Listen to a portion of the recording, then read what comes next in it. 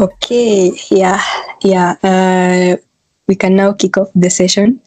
In the chat, I've seen most of you guys are interacting, and I can see some of us are from Uganda. We have Keith.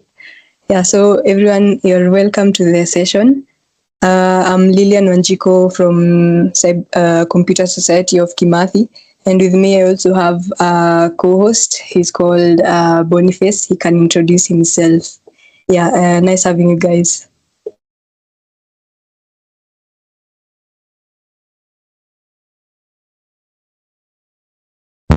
Oh, hello guys. I'm Boniface, Cybersecurity Club of Kimathi. It's nice to have you guys. Okay, yes. So this session is in partnership with Security Club of Kimathi, which is a very amazing club within Dedan Kimathi. They usually host CTFs and some competitions, online and physical. With us, we have an amazing speaker. He'll also introduce himself, but I can say something brief about him. He's called Gishuki Jonia, a very amazing leader, speaker, author, and other amazing words. Yeah, he has a lot of content and a lot of insights in terms of the military and intelligence services. Yeah, anything dealing with that, you can reach out to him. And I'm very sure there's an amazing demo that he is also going to share with us. Yeah, I'll leave the stage to Gishuki Jonia. You're welcome. You're welcome to speak to us. Hi everyone, my name is Gishuki Jonia. It's amazing to be here with you guys. Let me put my camera on so maybe you can see me. Yeah. All right. I had to put the computer in front of me from a dark zone to what do you call it? From dark zone to the bright configuration, light mode, because I usually work in the dark room when I'm in Nairobi. It's amazing to see you guys. I do cyber. I moved from cybersecurity to cyber operations and cyber defense, and also cyber warfare. And we'll discuss a lot of things today. Am I supposed to start doing the presentation, or I wait for the introductions? Yeah, you can give. You can tell us, a bit of what you do, and then you can share the presentation. Yeah. Okay, no problem. So I think actually my presentation has that page in front. So I think all I just do is put it there so that everyone can check it out. So let me just make sure that this one is ready. 1 minute. So share. I hate the way Teams sometimes just decides to malfunction. Share, click share. Yeah, got it. All right. So I'll just go for it and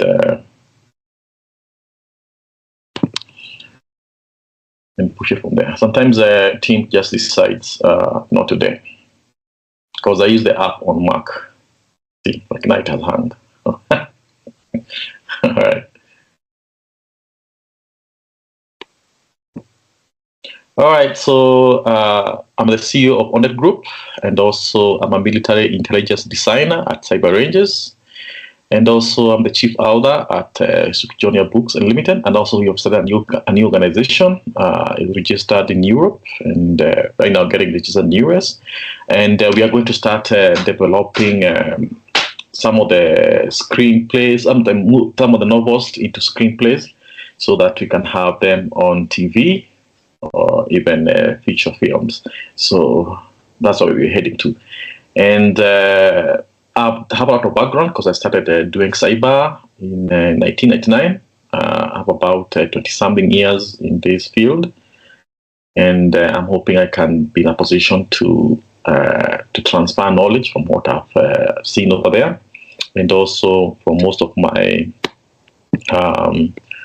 experience dealing with bad guys in the field. All right, I think you continue from there, and we go step by step. hope you have enough time. Right now it's 2010. We have about 50. Maybe you can extend a little bit in case there will be enough time to do so. All right, so our main issue today is to talk about the information domain. We used to call it the cyber domain or the fifth domain, and we need to understand how the steps that are taken to get into that position, and as we know, operations for military and intelligence and even law enforcement, they started through land, where guys were operating in land. Like, let's say if there is an attack, it would happen through land. Those back in the days, during the days of Jesus and Spartacus, all the way to before the Roman Empire. And people fought, just conquered and fought through land and collected intelligence through that before they discovered they can go from land through sea or oceans and get to the other side where they deal with the enemy on that side, maybe during conquering or maybe even during collection of intelligence. And it went all the way to air. Air first was discovered when people decided and learned that they can use birds to send letters and information from one leadership to another or from one community to another. And then people discovered they can build aircrafts that can be used for engagements when dealing with an adversary or when dealing with an issue, or even during travel. And then we had that was that domain. And then we went to space, and people realized they can use space for reconnaissance and also wars. Like now you can tell that actually Russia has sent what are they called? Nuclear space. I'm forgetting the full name. And they have them in space just in case Russia is bombed to death. They can use that as the hand of God to retaliate against the West in case this go wrong. So space can now be used as a part of warfare, attacks, and also intelligence collection, and also reconnaissance against a target, and during war fighting, like now during the war that's going on in Ukraine and Russia. So then we went to the fifth domain, which was called the fifth domain back then. Then it was changed from fifth domain to cyber domain, and now it's called the information domain. And it can be used for operations to collect intelligence and also for war fighting. Like now, if you saw how the conflict started between Russia and Ukraine, Russia had already used a heavy amount of cyber capability to shut down Ukraine in a way they were able to almost engulf it. Before the negotiation started, and they pulled back, and after negotiation started, Ukraine was able to go against the terms, and Russia was able to be repelled. And it was like a counterintelligence in a way to make sure that Russia doesn't take over what's the capital of Ukraine? I'm forgetting the name of capital of Ukraine. It's not Lviv. Okay, anyway, Kyiv. And they would have taken over, but because of the counterintelligence by NATO and their allies, Russia was able to be controlled from reaching the capital city. But through cyber, they had already messed up most of Ukraine. Like you remember, they breached into the immigration services for Ukraine, and were able to wipe servers and machines that were being used by Ukraine services for immigration, such that if you had a passport and you're already in Ukraine, it's trying to run away, and you are going to the border to Romania or the border of Poland, before the war started, there was a very huge queue because everything was being done manually by pen because all the machines have been wiped. Then also they hit, like now you see they have Safaricom modems. There they had another modem which is almost the same, and they gained access to all those modems and wiped them. So no one was getting internet online, and everyone most of the people right now are using the smart TVs, and you are receiving your signal through the internet for your Al Jazeera and your BBC and your CNN. So everyone was in blackout, especially those people in the village, the Gishagi people there. They were all blacked out. They were like, what the hell is going on? The TV is not working. There's no internet. Before they realized how bad things were.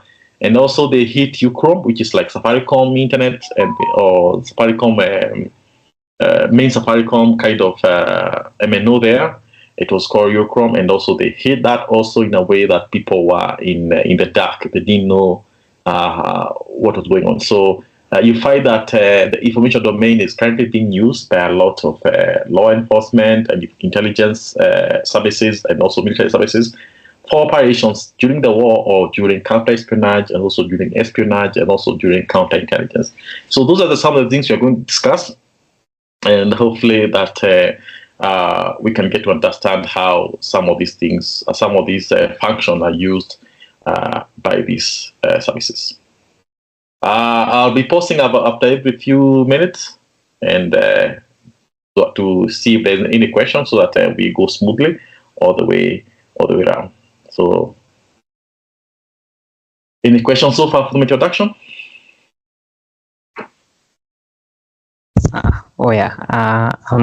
I'm monitoring the chat, so in case of any questions, I'll highlight. All right, we continue. Yeah, please. All right, so during the last training, I talked about CNO. CNO is Computer Network Operations. And people asking me the steps I need to go through to get to be a CNO. And one thing is that you have to understand the operating system very well. You have to be having a background in systems administration, and also have an understanding of how networks work, and how Active Directory is set up, all that stuff. And also be having a good background in development, or be a developer, and a good background in cybersecurity before you go to cyber operations and cyber defense, and have a good background in blue team, and also being a red teamer, and also have some background in penetration testing and all those other things that you used to do back in the days. And then after that, you can bring all those things you have learned together to get to be a CNO. And that means now you can actually operate in the domain to attack adversaries, or to collect intelligence from other adversaries, or to defend an infrastructure which is important to your government or to your country.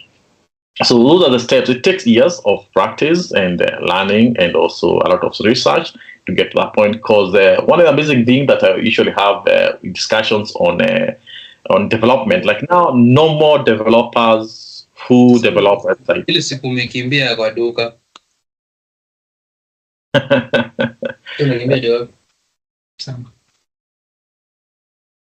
Someone need to mute your mic. We don't know when you're going to the shop, your kiosk. All right. So the other day we were discussing like how normal developers should think of programming languages. Like now you find that a programmer who does web development, they think maybe just PHP, but you find that in CNO, we think of an application, or a coding a development application into different sizes, or in different terms. Like now, we don't think of just PHP. We say one language, PHP, MySQL, HTML, or HTML, PHP, MySQL. That's language number one. Number two, you find people saying a JavaScript. No, a developer will say JavaScript or Java. In CNO, we group number two or number three language to be. They have to be together. Like now, you say HTML, CSS, Java, JavaScript, jQuery. That is one language for us. So you find that the way CNO developers think of languages is very different from normal developers. The same thing goes with the Active Directory. The same thing goes with the operations in Red Team and pen test and all those things. You find that CNO is actually combined from all those things you have learned in defensive operations and also offensive operations, and then you bring them together to actually build your CNO capability. All right. So, what is CNO in a domain, and how do you get to understand all that? So, CNO is grouped into three levels. There is computer network defense, there's computer network exploitation, and computer network attack. So, CNO is actually a section or a level of what we call the information operations, IO, which has other levels like military deception, MILDEC, and all the others that you have heard of that have to do with information operations. We are going to discuss all those levels later on when you get to them. It's actually a very huge thing because according to upgrades, we go from computer security, which was back early 2000s, then it was upgraded to information security, which died around 2007, and now we're in the era of information operations, which is ongoing as it gets bigger because of now the new introduction of things like AI and other things. It might be renamed or it might be upgraded to something else. So right now we're in the era of what we call the information operations. So CNO is a section of information operations. That's why it's divided: computer network defense, computer network exploitation, and computer network attack. So the defensive part of CND is where you are developing capability to have the resilience against adversaries that might come after you. Like now, if you are a bank, you have to be testing your capabilities when it comes to defending against the threat matrix that you have discovered could be after you. Like now, banks, one of the things that the people or adversaries will come for are those guys want to do ransomware. So you have to understand, if our threat matrix is ransomware, which are the steps a ransomware group might take, and how fast can they get to the infrastructure, and how fast can they defend against it. Banks also will be targeted by fraud and other financial groups that might try to do things like gain access to the core banking servers and do money transfer and backdate dates, because those are some of the guys we used to deal with back in the days, especially in Kenya, like groups like Foko Bomb Cartel, Roiro, Shepherds, and others that were actually running operations with Kenyan banks. The other capability for CND is to develop environment or capability to go after the adversary infrastructure. This is something a lot of people in cybersecurity don't do, but when you upgrade yourself from cybersecurity to cyber defense, you look into things like water and hole servers that are being used by adversaries. You look at the command and control network, things like covert listening posts, staging servers, to understand how their adversaries planned an attack against your infrastructure. So you find that CND is important for that capability in an organization. The bigger an organization becomes, or the bigger the organization, the faster it is to compromise it. The smaller an organization is, the harder it gets, because you don't have as many pathways to gain access as it would be for a big organization. So each organization needs to know what's their threat matrix. Like now, a media organization, you have a lot of threat matrix because hacktivists might come for you. Terrorists might try to engage your network to just shut down. Government, which hates you, might try to go after your network to shut it down. And all that can actually be a matrix that actually security guys who are working for media houses should look into. And also even ransomware. Ransomware, they do a lot of research. They find that your media house is a good target if they gain access to your network and ransomware the network. If they find out that you are making good cash, you'll come after that media house. Because even these days, you have seen them going even for hospitals, which is a very bra issue right now, because of ransomware group going after hospital, most of them are being classified as terrorist groups. So the other things we do in CND is making sure that we are doing things like threat hunting, developing CTIs, you are getting rid of cyber drills, and you are doing things like testing for how easily it can be breached, and development, like now development of SOC. A lot of small organizations can develop what we call a SOC, or a security operations center, but organizations with more than 100 employees should not be thinking about SOC. They should be thinking about CDOC, because CDOC, you're operating on another level where you are dealing with the whole spectrum of CNO, because you're looking at the water and home servers that are being used, you're looking at the CLPs that are being used, you are testing your capability to go after them, you're testing your capability to defend against an active threat, and you are doing more threat service research and building up your capability against the matrix or the threat matrix that could be coming after you. And that is where we come to what we call the counter cyber operations, with engagement of the full CND together with counterintelligence to go after threat actors in the organization. the other thing CND guys do, or people who are developing CND capability in the organization, is emulation and simulations. Let me take a sip of tea.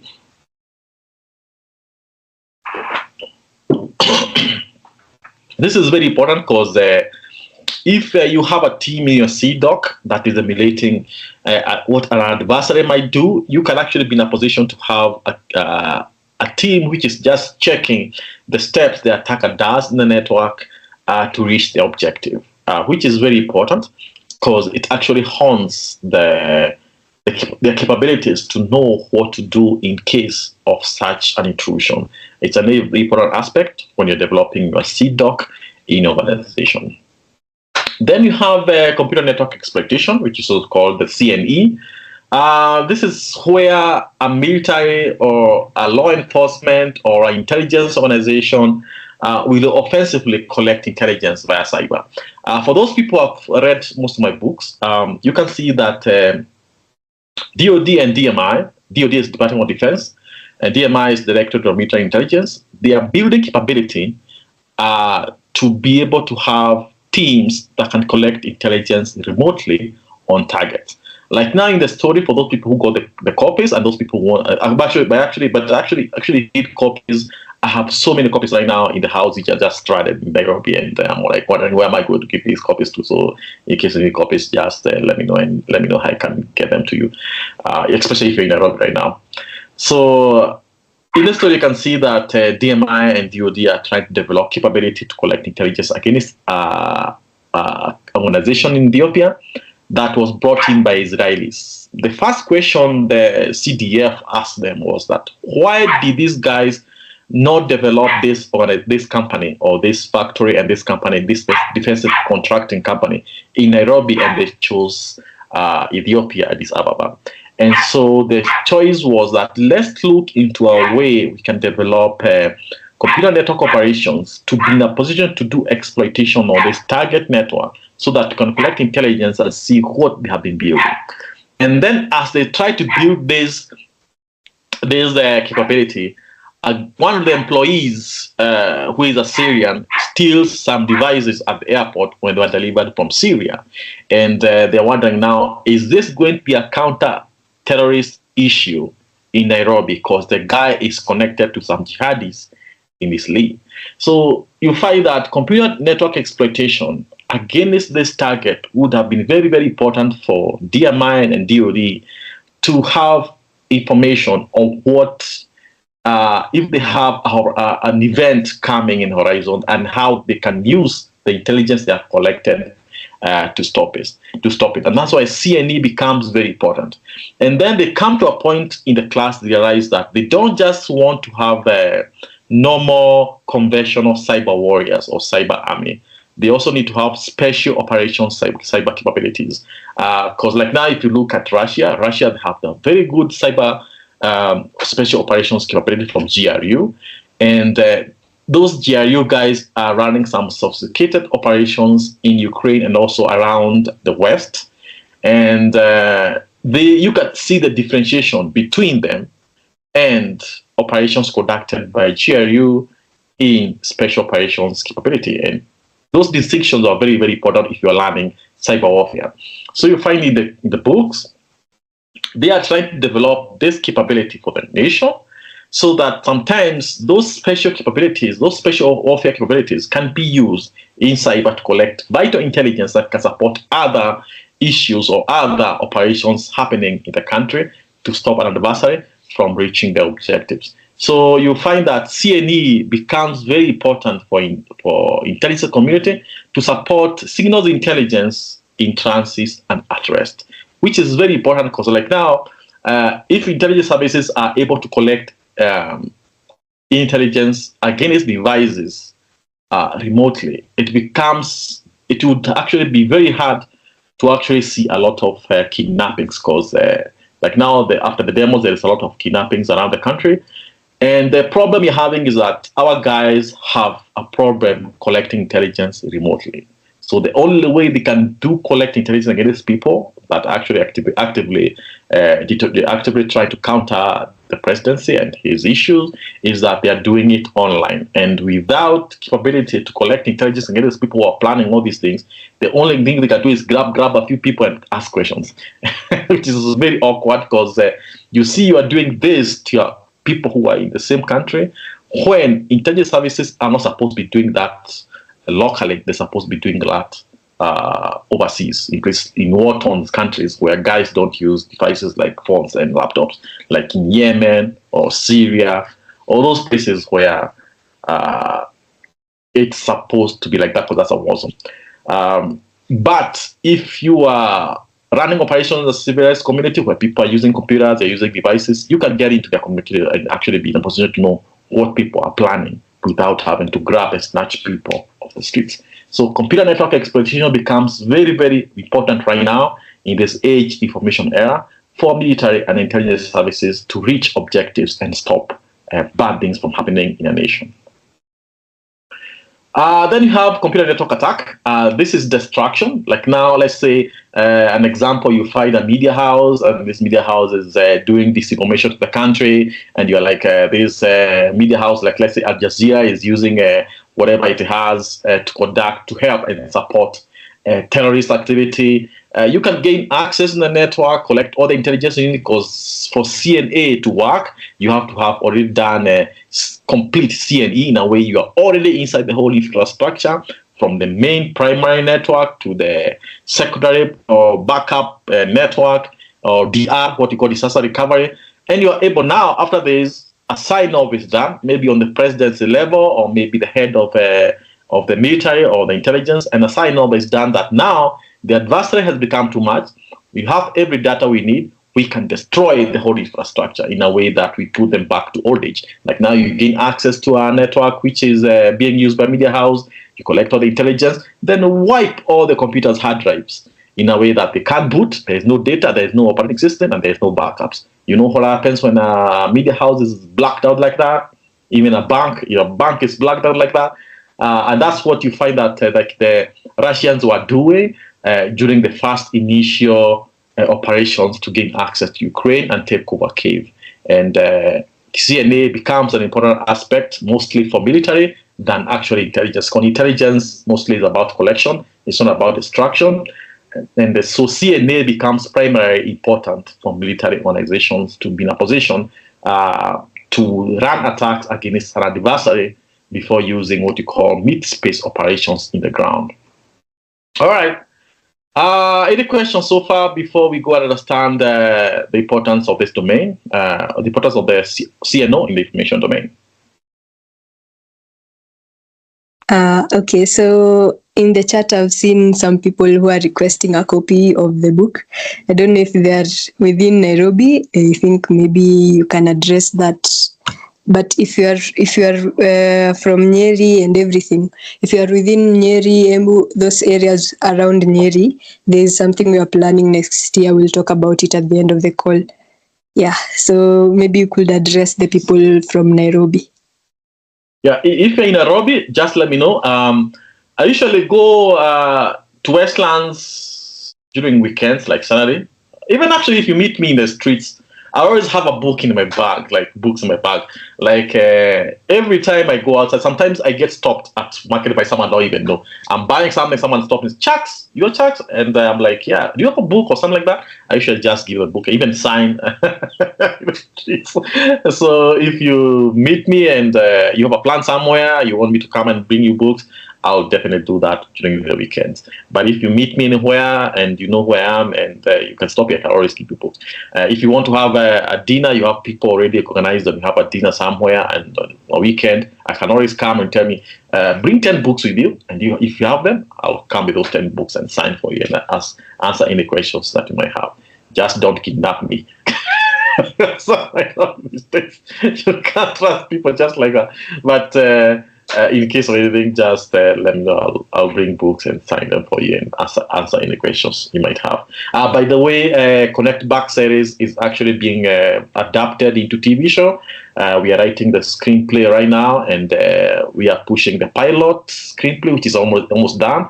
And then we write the other episodes for the TV network. But we will we will sign up with in the course of next year. So yeah.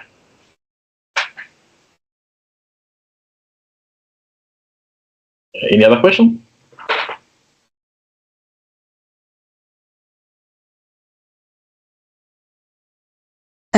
Okay, so there's someone who was asking about design, secure by design. Yeah, what do you think about blockchain systems that can assist in building secure by design software? Yeah, I think that was the question. All right. The good thing about blockchain is that everything is being noticed by the users and the people who are supposed to see. Like now, let's say elections. Blockchain becomes very important for things like elections because everything is opened up to the people who are participating in the issue or people who are participating in the election. And at the same time, no one can change it on the background because everything is a different. It's in a different platform in a way that it's secured from disruptions. But still, everything, as far as when it comes to CNO, most of the people who operate in this kind of operation have a lot of big budgets to do research on how they can circumvent things on a different level. And so it's a good idea to actually use that, but at the same time, you have to think about who is your threat matrix. And if you're actually pushing data from the level of a developer, maybe a developer who is working from home or an operator working from the office, if your organization or your data is actually going to be targeted by military or intelligence who are well budgeted, they can still be in a position to come after you. And they will not go after you through the application infrastructure. It will come for you from home, and because that's the easiest way. It's called gaining access on target by at rest. In a way, they gain access to your computer, and that's why they can change everything because you have access to those change capabilities in the application. So yeah, everyone can be attacked as far as CNO is concerned. The thing is about how do you circumvent that capability on that level. Or how do you understand the threat matrix that, or who is supposed to come after you? Otherwise, you can discuss more about blockchain later on. Any other question before we continue? Okay, so finally, so that you can proceed, there is another one who has asked, can we act in the movies? The thing is that we have not started the main part of casting, but we are doing what we call table read. Table read is where you ask people who want to just be in a project and can read character. You can just be given like your character is Gibre, your character is Lieutenant Yalita, your character is Brigadier Thuo, your character is Richard. So when that scene comes, you read and you portray what Richard could be doing. The other thing we have done is that we have bought airsoft and we have assembled them. For those people who don't know what airsoft are guns which are realistic, but they can't hurt you. They're a little bit painful if they hit you, but they are as realistic as possible. They can be used for the scenes. If you really want to enter into acting, you need to go to classes. There is several classes in the master class, there's several classes in Udemy, and you can learn all those things about filmology. You can learn how to act. You can learn how directorship works in a set. Those are things you're supposed to learn before you go into a specialized acting career. Also, it's very important to also understand how screenwriting is done, how screenplay is done. Because like me right now, I didn't even know how screenplays are done. But in October, I signed up for a class, in master class, to learn how to write screenplays and also how to adapt a novel into a screenplay. And I've learned that. I finished for film and feature screenwriter. I finished the class last month, a few months ago. I think I finished in October. And now I've done TV pilot writing, which I finished last month. And now I'm going for a class for acting and casting, which I'm supposed to start next week on Monday. I finish that class, then I'll do film directorship, understand how directors work in a set. And then it's important to make sure that you don't stop studies, because these studies are very important, and they help you become a better person in that field. And if you want to get into acting and be a professional actor, it's important to do these classes so that during casting and during I don't remember that name. It's called what? Where you go as a cast and you are interviewed and you do a scene. I'm forgetting the name. You auditioning. You have to make sure you are good at it, and you represent the mindset and the idea that the director came with and the writers came with when they were writing that show or writing that script. Yeah. Okay, we have a hand raised. Yeah. Dennis. Uh, Dennis, you can. All right, thank you so much. Thank you, Junior, for the interesting, thought-provoking presentation. So far, I have one question with regards to what you have shared. If you can allow me, I'll proceed. No problem. All right. Given the increasing complexity of modern network infrastructures, how do you see the role of artificial intelligence and machine learning evolving in towards detecting and mitigating advanced persistent threats? And will that be one of the major limitations, say, for operators in the computer network operation space? What you have to know is that intelligence, AI, will never be human. It will never understand the emotions and the aspects of everything a human does. Like now, once in a while, like now, if you go to even ChatGPT, you ask them, what's the difference between TTTPs and TTTTPs? ChatGPT doesn't know because it has not been told about the upgrade. Because in cybersecurity, we say tactics, techniques, and procedures. But when you upgrade from cybersecurity to cyber defense, it is not just tactics. It starts with tools, tactics, techniques, and procedures, TTTPs. So the AI will learn from the educated information that has been given. And that deals also with the cyber defense, whereby you're dealing with APTs modules that are coming into the organization. And bright people will develop newer capabilities that are unknown and bring them into the infrastructure. And the infrastructure doesn't know that, even if it is using AI, it might not understand what is going on, but it might have some suspicion. But before it actually figures out what's going on, everything has already been taken by the adversary who is doing it. Because what we do during CNO is that we chain up attacks. Like now, the first entry is not what you're going to find. That is called the initial access operations. What you find are the objectives, like the main implant that's being used, and sometimes you might find what you call housekeeping implant. Like now, let's make let's look at one of the adversaries. One of the adversaries who is very capable is the MSS. MSS is the main Chinese intelligence organization.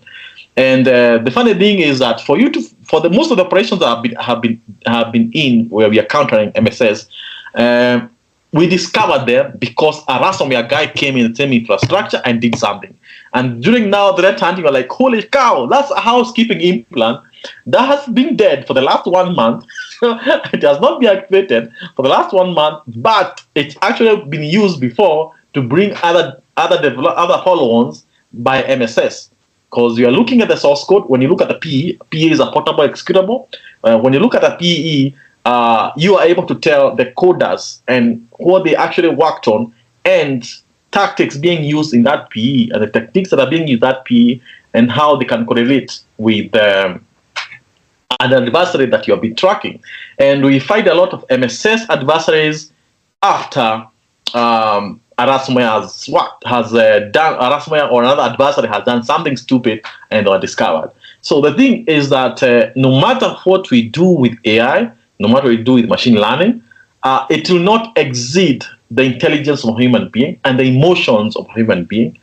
But as we go on, we come to a point where we have the AI which is self-correcting and self-rebuilding. I think you've heard of AI which can do that, but you have not reached that. And that's the true AI, whereby it's actually looking at what it has done, then it recompiles, it rebuilds and recompiles itself into something new with lesser bugs end with more information from what it has learned earlier. And that's the true AI that will mess up the world, because it will be becoming better and better and better in each time it compiles and rebuilds itself. So we've not reached that point yet. Right now, what AI can do is because it has been given information by different minds, and some of those different minds, they don't know the new things that are coming up. So you find that the AI is still behind, and it can still be used for research, but it cannot be used for developing weapons or developing capability to stop bad guys from doing new tactics or running new tactics to reach the objectives in your environment. But it's reliable for research. That's what I would say. Well, thank you. Thank you very much. The last question for now is, what is the difference between CNO and Signet? All right. So CNO is the effectiveness of the operation. It's like the function. SIGINT is the signals intelligence. It's like the way it's like collecting intelligence through computers, through phones, through airwaves and stuff like that. Then you have human intelligence, which is human T. Is where you collect information by word of mouth. Where like now I may have someone who is working for maybe Ugandan government, and I'm like, he has access to a lot of information. And what I want to do is I want to go talk to him and then turn him so that all the information he's having access to, or all the meetings he goes to, he can come and brief me what those discussions were. And now he becomes an asset, he becomes an agent in the field, and I am becoming the asset handler. And I meet with him, or I talk to him on a call, an encrypted call, and he gives me information about what the government is doing. Like now, in the books, I think those people have read, you have met someone called Gabriel Kabende. Gabriel Kabende is turned by Lieutenant Nyalita because he's working for the defense organization or contractor, the Israeli contractor in Ethiopia.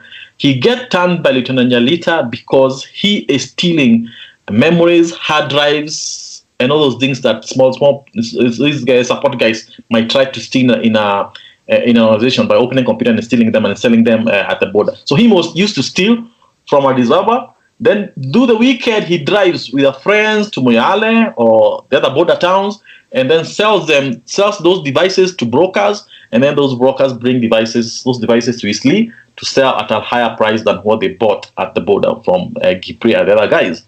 And so Lieutenant Nyalita and his team were able to capture him and tell him, because now they have the evidence of him stealing things from the defense contracting firm, they are going to put him to jail unless he works for them. So he becomes a human intelligent asset. So he goes back to the organization and he's able to give Lieutenant Nyalita and DMI team regular information about what the company is doing. But because he was just a support guy, he didn't have much access. So the thing was to make sure that they learn ways to make him get upgraded through the stages or the levels of access in the organization. So it does not just work on ground floor. He gets access to level 1, which is going to go to the next level of the floor, where more R&D is happening or more R&D is being built. And he gets all the way to where the R&D for weapons are being built by the Israelis. And that's how, as an asset, you build, as an asset handler, you build an agent to become much more of an asset through human intelligence to be able to give you intelligence of word of mouth and all that stuff. Then there's things like IMGNT, which is image intelligence. And this is where you are doing photos or doing maps and stuff like that, collecting from the satellites and also from the drones and stuff. So that becomes another practice. I forget the name we use. It's not a function. I forget the word. English is flying away. But IMGT or image intelligence is another intelligence function that you can use apart from human intelligence and signals intelligence. So those are, SIGINT is just a short name of signals intelligence, and CNO is a function of warfare and intelligence collection that actually is part of information operations. So that's the difference between CNO and signals intelligence. right? So CNO supports signal intelligence collection, right? I hope that is clear. Yes, thank you very much. Yeah, these days I try not to use realistic from real operations to showcase how CNO works, or how, when I'm in class, I try to use examples from the books so that I don't get caught up. Be told, oh, you're breaking classification. But anyway, there are those operations which I can talk about, which are already declassified, which are more than 10 years old or 5 years old, which it's okay to talk about when I'm training. So in case you hear some of those things, in case I give you some of those examples, just know that they're already declassified or they are too old. They can't affect the security operation. All right, any question before we go to the next part? Yeah, there is a question. So in the chat, we have, how does CNO integrate with other domains of military operations, land, air, sea, and space, in joint or multinational exercises? Are there examples where CNO significantly changed the course of conflicts? All right, there are so many. Like now, CNO, the first time we saw CNO being used or being utilized in full effect was the attack by Israelis and Americans and UK against Iranian nuclear facilities. For those people who know about that operation, we're going to discuss it at a bigger level, because that's the main operation that actually made people realize, oh my God, we are no longer in the information security era anymore. We have moved to information operations, because those guys were able to change the aspect of how Iran conducts capabilities in Middle East. Because actually, there was a bigger operation which is called Operation Nitro Zeus. It was supposed to attack the whole of Iran and shut down completely, from banking to government to media, in a way that they flat out the whole thing together with the power industry and all things, or energy industry, to flatten the whole of Iran into dark ages. And it was stopped later on by President Obama when he came to office. But the thing is that CNO can shape a lot of wars, not just what you saw in Iran. We saw what the Russians did in Ukraine just before the war broke out in mid-space. So CNO can do all those things, and it has been able to shape a lot of things also in Kenya. When you're working with Cyber Command, we did a lot of things that were able to change a lot of aspects of what happened next. Yeah, and that's how it works. So I'm kind of writing those kind of things in the books to showcase them in a fictionalized manner, to show how some of these things can change the aspect of future operations. Like now, if you're reading the latest book, which has come out to last month at one, which is a continuation of the OJT, you can see that the cousin to the Kenyattas, who is now the ambassador at the organization, is actually working as what do you call it? As a mole for Israelis. And that changes aspects a lot on how her relationship with the president, and also with the family, and also with the intelligence organizations. Because you find that counterintelligence and counter-espionage can also be conducted on that level of CNO. And that changes the geopolitics between Ethiopia and Kenya, and also on the aspects of what she was doing for the Kenyatta's family when it came to oil and gas penetration of companies in East Africa. Right? For those who have been reading the books, right? Yeah.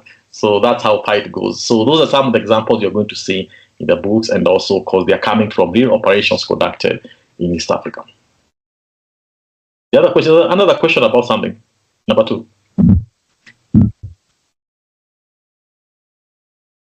Looks like this class is going to go for 2 hours already. Yeah. The session is really packed with the content. I like it. So I think we can proceed until midnight. Yeah. I think we can also proceed with the presentation. I've also told the chat to submit their questions in the Q&A, so we can address them as we come to as we end the meeting. When we end the meeting. the problem is that people might get lost. Maybe we do like another 10 minutes, 20 minutes, then we do another small QA, then we continue like that so that we don't lose anyone on the aspect of what you have already learned. Then on the last part, we can do the long QA where we can do more questions and we can look at portable executables and other files, other weapons that other adversaries might use. Because I usually have a repo where we use when developing military and intelligence content for NATO, because we do a lot of content for NATO and we train a lot of NATO officials. So we have a repo where we build all this stuff and we look at the weapons being used by other adversaries like MSS or Pakistani or being used by Indian intelligence or being used by Russians. So it is very important for capability for the countries. All right. Anyway, we continue from where we left off. We are going to go. I think that's what we do. We do like a few minutes, then we get questions, right? Yes. Okay. All right. So we already discussed about the importance of computer network operations, from defending, from collecting intelligence, from defending nation security, all the way to why it's very important because it gives a niche for the military intelligence capability through superiority in warfare and collection and counter operations against other adversaries or other intelligence services. So now we are going to discuss why it becomes important for intelligence collection, especially both signals and human intelligence, to stabilize for stability of a civilian or civil environment. And during stable and during peacetime, that's when you do a lot of research and you do a lot of intelligence collection, and you also do what you call trainings and other things and recovery ops and a little bit of espionage. Then these can go a little bit, like now in Kenya right now, it's a little bit unstable if you actually see it. And that's when you do more operations in mid-space and also in cyber. And things like raids in cyber is where you gain access to organization and you're just collecting data like fast. And then it can get worse if you're not able to stop the anarchy that's going on and put the country back to stable. Then what happens is that if you're not able to stop this, the country or the environment moves from unstable to insurgency. And this is where the conflict now opens up. Like now in Congo, we are dealing with insurgency. What we saw in Tigray, it was insurgency in a way that some people were fighting the government and the government was fighting them back, until when other people from militia came in, militia from Eritrea came in and started killing women and raping them and burning people in pit holes, which was very bad because now it almost went to a major conflict or major combat. So you find that if you're not able to stabilize insurgency and take it back to unstable, then move it from unstable to stable and peacetime operations, then what happens is a full war breaks out, and this is where we have the major combat happening. And this is what happened right now in Syria. It was insurgency, then now instead of stabilizing and becoming unstable or stable, it went all the way to a major combat. Right now we have a major combat happening in Syria. And Israelis and Americans are now trying to move it back into just normal, unstable, and stable. And during cyber, it becomes important because you get to understand your adversary, you infill and gain access to the adversary, whether they are planning to what they're going to do in the country, or they're planning to execute operations, or planning to do bombing campaign. So if you feel you're able to collect that intelligence and then exfiltrate it out of the environment and be in a position to give advice to your leadership on the steps they need to take to move the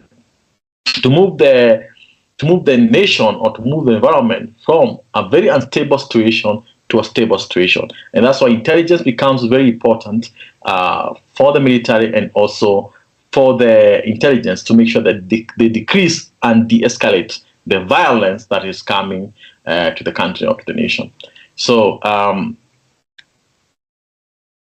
So from here, we get to understand why it's important that we move our organizations or our defensive security apparatus from information security to information operations. Because information operations right now, it's the main thing that is supporting signals intelligence collection and also other disciplines. They're called disciplines. Remember the word. They're called disciplines. Those IMGT, human in T, signals intelligence, signal in T. They are all disciplines that are supported by CNO.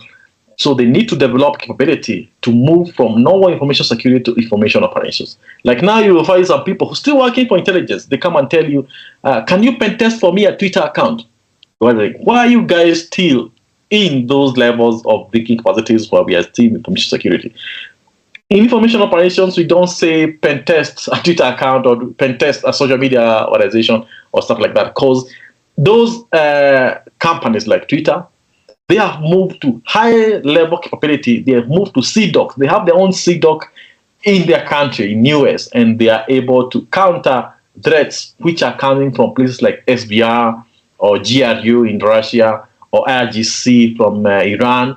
So you have to develop capability that is able to collect information you require on a target by using the latest capability of cyber era, that is information operations. So things changed from around 2005 to 2010, because that's when you are dealing with information security. So things changed because of what we saw in Iran. And we are going to discuss about those incidents that made cybersecurity as known back in the days to what we have cyber defense and cyber operations and cyber warfare that we know right now in the era of information operations. And some of those operations are like Operation Olympic Games and Operation Backshot Yankee, which we are going to discuss in detail in the next part of the section. 2 questions or 3 before we now go to these operations.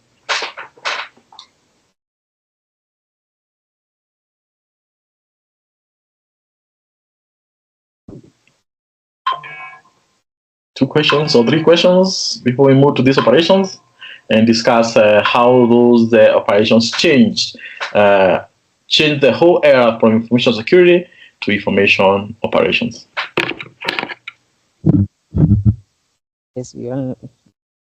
But operation. We can't hear you.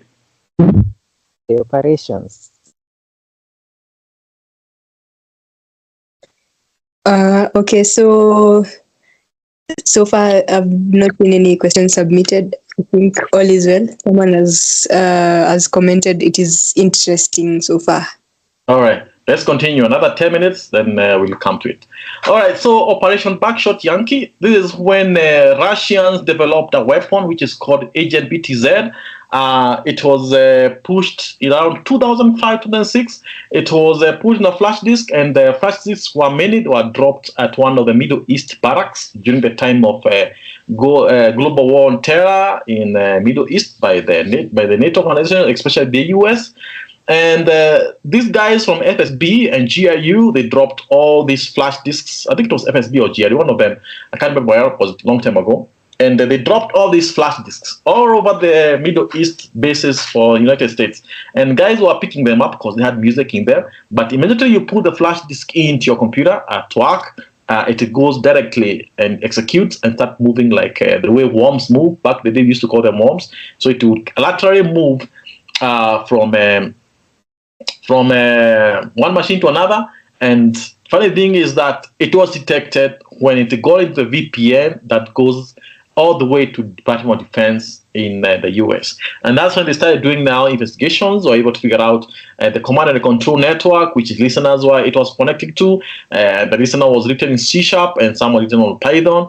And the main implant, which was being used by the adversary, was being used by Russians, was written in C++. And back in the day, we used to still call them worms because it was still days of information security. When we used to say malware, when we used to say worms, when we used to say viruses, before we moved now into classification of those toolkits. And it was running against Windows machines because it would get to a flash disk. When a flash disk is actually put in the machine, it auto-runs itself and the infection happens, and it launched the implant across shared drives, and a lot of data was stolen from the United States Department of Defense. And this helped the US to figure out that they need a capability where they have cyber warfare skills on military, because those days it was just NSA. And NSA had a division called the TAO, which was Tailored Access Operations. It was the one which was in charge of both offensive and defensive capability. and the military did not have that capability for cyber. So the NSA started training military personnel, and also the government started employing guys who are in cyber skills into the military in the US, especially guys who are younger, who have worked for long in that industry. And also it developed capability to employ older guys who have been that capability for long to NSA. And then they trained military for like 5 years, and then they opened what we now know as US Cyber Command after that engagement. And then we have the next one, which was the biggest one. We started around 2006 from NSA.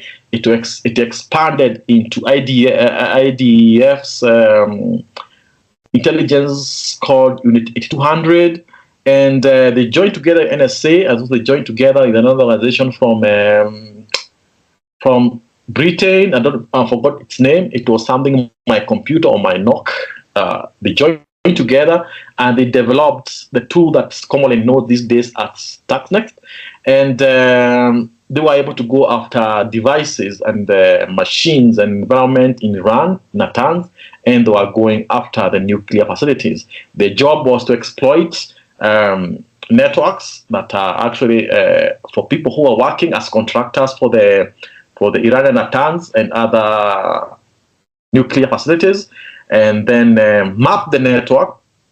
Then after mapping the network, come back, rebuild the implants, the destructive implants, and then reintroduce them back to the infrastructures in Iran and start running disruptive and degradation operations against CNA, against Iran, and actually developing a CNA capability to shut down Iran's nuclear facilities that are being used for enrichment of uranium. And that made Iran develop what you call the IRCA, which went ahead and expanded to what you have the IRGIO, which has the division for cyber warfare capability, and also MOIS also developed a cyber capability division, which right now most of us know as but they actually brought up companies which can help develop cyber warfare capabilities and cyber weapons, which are now used by Iranians to also train Hezbollah and Hamas and Islamic, I forget the name of that group, and they're able to actually proxy all that capability to all these other special groups which are actually attacking Israel and also the West on cyber capabilities, or rather on information domain.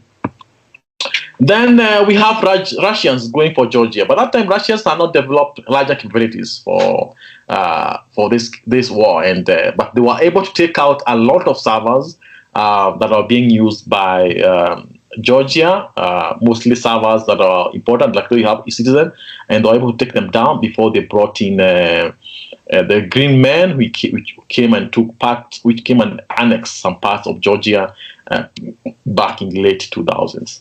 And these are some of the things that actually helped develop NATO Cyber Defense Center, which is now in Tallinn, Georgia, right? Or it is in Estonia. It's now in Estonia, and it's building capabilities to counter Russian, Iranian, and Chinese attacks into NATO countries and NATO allies in Europe, and a little bit in the western parts of America and other countries like Canada.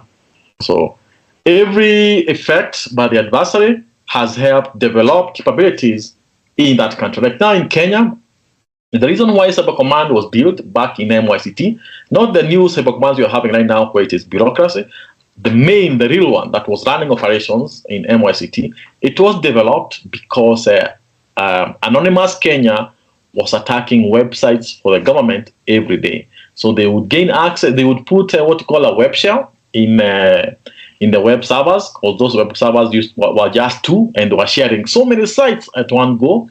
So it was very hard to actually defend against an attacker who has web shell on var www.html, and you don't know which web shell it is if you don't have any background in cyber. And so they would come back on a Friday night, because they knew Kenyan ICT guys working at Treasury would leave work on Thursday. They would come back to work on Monday. because you know how government in Kenya works. They have most of the guys who are there. Most of them have other businesses they're doing, so they are not very serious when it comes to. They weren't serious a lot when it came to website development and website security and also cyber security.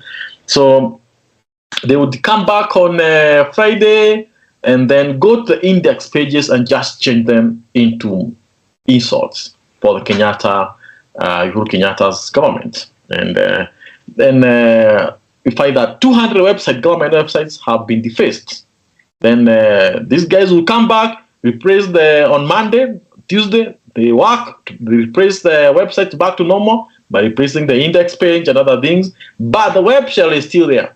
So I remember during analysis, they used to lie to Matiang'i and tell him that there are people who have set up, instead of saying backdoors, because they didn't know, they used to say back windows. So one day, Matiang'i went to a meeting and there were reporters there, and he said back windows in front of everyone. And it was very bad because it looks very bad. And then people realized that we really need a cyber capability for the country. And that's how Cyber Command was built at MICT. And right now it's already closed because of political issues, but it helped a lot to counter some of these anonymous guys and even to unmask their faces that know their affiliation and who they're working for and how they're connected to other groups in the country and also in East Africa. So you find that when the adversary do something, that's when the government realizes, oh, we need to build this capability so that we can actually be in a position to defend the environment. So in military organization or military operations or in intelligence operations, they ask themselves, we need to move ourselves from this current state of the environment to the desired state of the environment. And the questions they ask themselves is, what's the current environment looks like? What is our desired outcome if we change the environment to something? Where is the problem statement? And what solutions do we have to deal with this adversary? And so they develop ways to build capabilities from this analogy of understanding problem statement, and then figure out, are we going to remove, change, and provide capability to be able to actually be in a position to reach this needed, desired environment. So this issue can come from maybe a national security issue that has happened or that is on the way, or when they're actually building a budget allocation for new things that are supposed to be built. Like now, if you look at the book, they're wondering, why do we have this defense contracting firm in Addis Ababa and it's not in Nairobi? And was it a budget issue? What solution to this issue? And why was the Israelis, who are very good friends of ours, build the company there instead of bringing it in Nairobi? Also, they get to intelligence also helps to understand how the active operations are ongoing and which objectives are there that have been laid by the leadership. And also, it's important for planning and procedures and how the operation is supposed to be executed against an adversary. So the military intelligence, as a nation-state operator or as a nation-state provider of intelligence and security, CNO becomes very important during aspects of these issues in the country. So how does it happen? You receive a mission or receive a problem, you receive the mission from the leadership, this is what you're supposed to have, this is what you need, you analyze the mission, then you develop what you call a core, you develop a course of action, and then you test the core together with your teams and also the leadership. Then you compare it between different cores which have been developed. Then after you analyze and compare, then the approval is approved by the leadership and selected. And then orders are produced and then disseminated to the teams who are supposed to do this. And then the operation, transition starts. So we need to look at these APTs, or rather military and intelligence. When you actually cyber defending, we look at them as threat actors. And that's why you have names like APTs and fin groups, which have different aspects of what they need to reach to finish their objective, right? So even if a military is defending their nation, like let's say Uganda military is defending the nation by attacking us, and stealing information from us, then to us, they're not just the military. In most of the time, we think of them as threat actors. Like now, when you see MSS attacking our health sector so that they can collect data on blood testings, disease analysis, trans and bisexuals and gay information, all that stuff, and collecting all that information and sending it to China for analysis, so that they can make a business proposal to the Kenyan government and also to places like USAID and UN as far as Africa is concerned.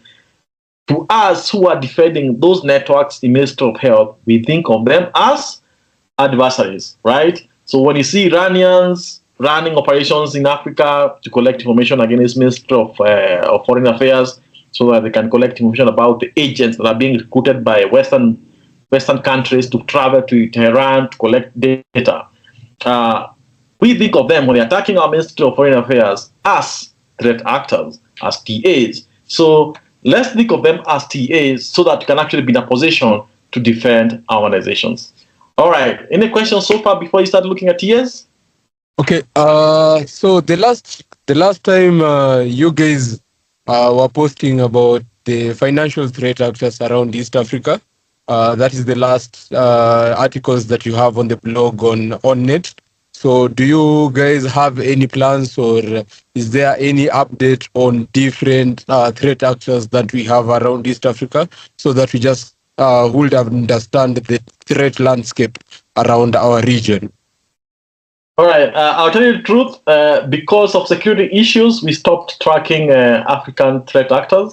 But the operations we did last, we were able to damage their capabilities by giving information to Rwanda. So actually what we did was that we were making it harder for them to operate in Kenya and also Uganda, in a way that we would hack their servers, mess up with them. When they tried to steal, we already onto them. So it became very hard for them to operate in Kenya and Uganda. So we kind of pushed them towards Rwanda. And you see, Rwanda is very, very different when it comes to financial crime. If you steal a certain amount there, it becomes almost like terrorism, financial terrorism. So we were able to push a lot of guys to that side. And then we were working together with other teams on all sides.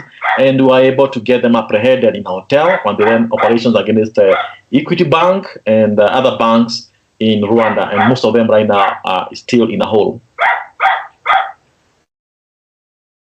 Any other question? But anyway, as far as concerned right now, we are not doing that because I have been targeted twice on the road by these guys. So these days, what we do is mostly against APTs from China, Iran, Pakistan, India, China, Russia, all those things. Those are the guys we deal with right now. Yeah. So on that note, are we expecting more articles in terms of the different research and the successful counter operations on those particular APT groups?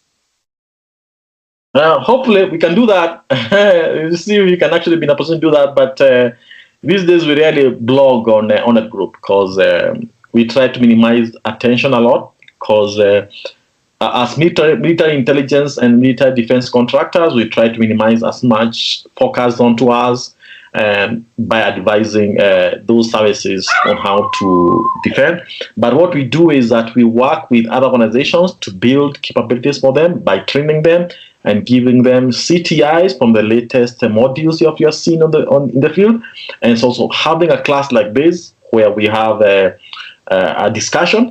But we have a repo, which I'm going to show you where it is. It's actually blocked from everyone. You have to have an account, login. So what that will do. So what we could have been posting on Onet Group is actually posted on this repo.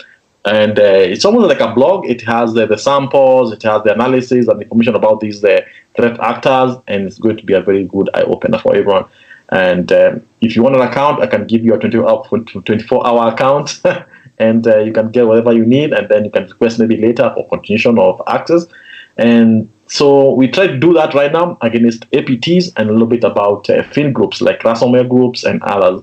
And we try to minimize that access to avoid getting into trouble with some of these groups, because some of these guys are they're much more even dangerous than the Kenyan and East African threat actors. Clear enough. Yep. One more question before we go to threat actors. Yeah, so there's someone, Dennis has asked if there's a way to join or work in CNO if you have no desire to be proficient with coding. For you to be CNO, you have to, it's like having a gun. If you don't know how to rack it, you don't know how to clean it, you don't know how to assemble it, then you can't be an operator, right? You have to know different weapons as an operator. So the same thing happens in CNO. Mid-space and CNO should be the same. In a way, mid-space, you're dealing with things in mid-space, and cyber, CNO, you're dealing with things in cyberspace. So if you cannot be able to write code, you cannot be an operator. You just stay in cybersecurity, where in cybersecurity you don't require to learn coding. Maybe a little bit of it, like command line and stuff like that.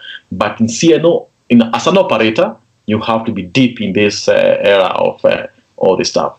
Like now, when you go in mid-space, if you're going to be an operator in mid-space and you don't know how to use a shotgun for opening a door that is locked, you don't know how to breach, you don't know how to actually use a handgun safely, then you can't be an operator. It's the same thing in cyber. If you don't know C++, you don't know command line in Linux, Mac, and Windows, you don't know the internals of different operating systems, then you can't operate in CNO. You have to upgrade yourself from cybersecurity to cyber defense, to cyber operations, and cyber warfare to be in a position to operate in CNO.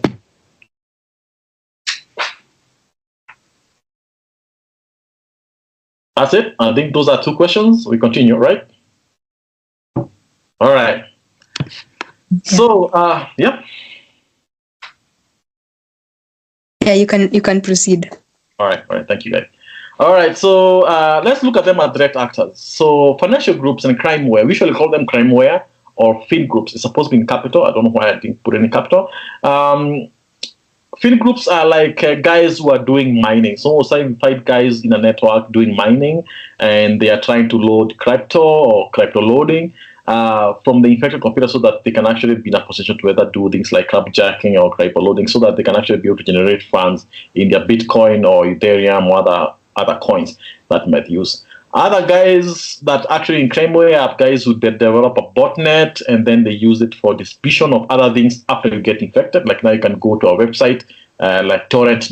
I don't know what, you download a cracked version of Photoshop or whatever you get, and that cracked version is actually infected. So you install the crack, you get infected, you become part of a botnet. So they financialize that aspect, and then they give that access maybe to people like ransomware groups or other individuals that might need access to do other things to that botnet network. The other group, which is crimeware, is ransomware groups. Their job is to double what's it called? I'm forgetting the name, where you use both of them, where you encrypt and then you force someone to pay. If they don't pay, you do DOS and also leak the information. You tell them this sensitive information is going to leak out if you don't pay. So you find that also those ones are crimeware guys or financial group or fin groups. Then you have another set of fin groups, which is the guys in banking and government financial, or the guys who actually steal from government, like Bomb guys in Kenya, Roiro Sherpas, during those days when you are tracking African financial threats. Those are fin groups. And those guys, like sometimes you find attackers gaining access to a bank and they try to make the ATM cough money, like the Carbona group. Those are all financial threat actors or crimeware threat actors. So you have to know the difference between crimeware and APT. So whenever you're looking at a direct actor, you have to understand, is this crimeware or is this fin group or is this APT? So APT is like what you're talking about, military, intelligence, and contractors, and also law enforcement. They can become APTs or advanced persistent threats. So these guys, their job is intelligence collection, supporting the CNO's intelligence, developing warfare functions capability to support their nation, and also they will try to do operations to build supremacy and dominance in cyber or information domain.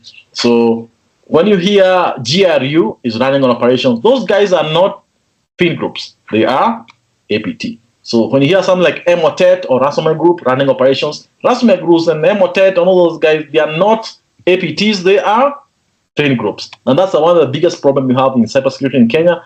People don't know the difference. They are saying APT has broken into our network, they have put a keylogger to steal money. Those are not APT, they are financial crimeware groups. But when you look at, you say, oh, NIS put a keylogger on a machine, that can say, in a way, it's an APT, only that putting a keylogger on a machine is kind of redundant, because that makes you look like a script kiddie, because keylogger is just keylogging the machine and saving that data in the machine, and makes people know that you are there. And advanced persistent threat, they try to make sure that they are as covert as possible during collection, unless the operation changes from collection to destruction. All right? Yeah. So let's think about how these operations are planned and how they are staged by adversaries or by military and intelligence operations.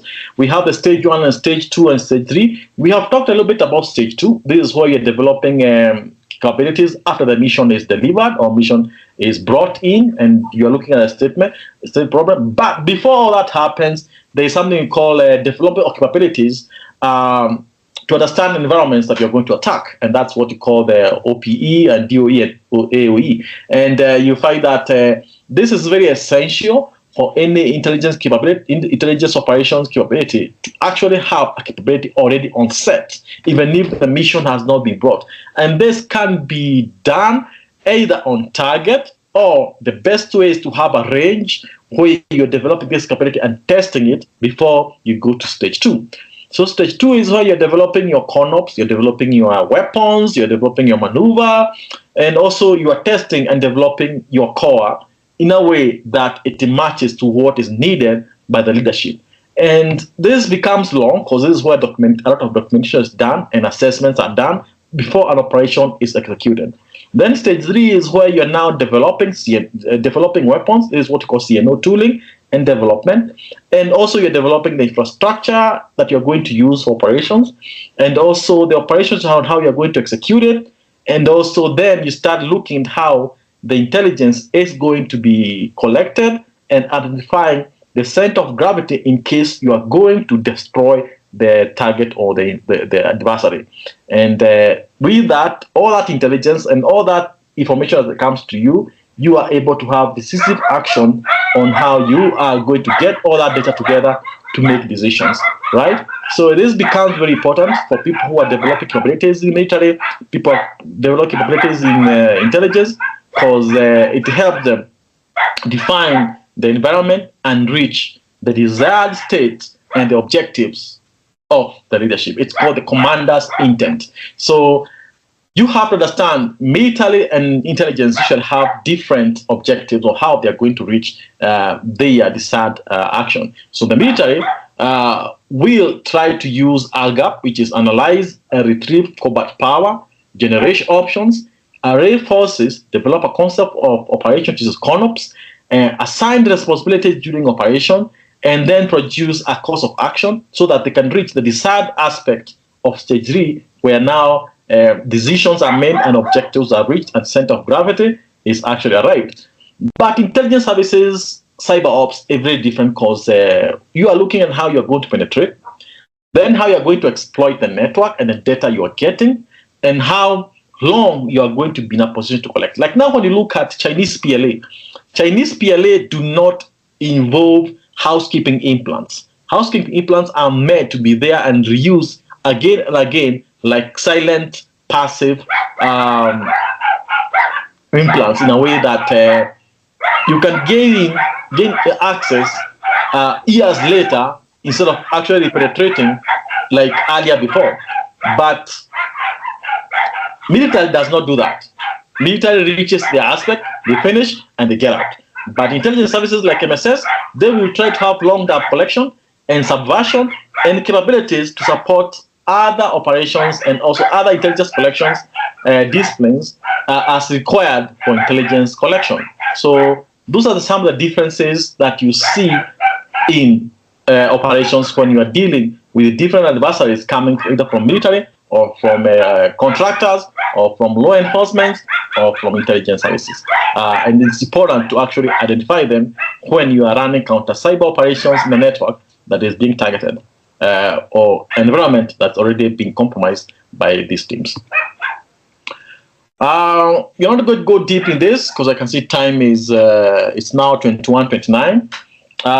But for military, cyber becomes an important part of intelligence collection, fires action, sustainment, and protection function. So all these are most important parts for warfighting functions for military to actually be in a position to disrupt, fix, and maneuver and run follow-ons against a subject, against adversary that they are going for. So weapons becomes an important aspect on both of these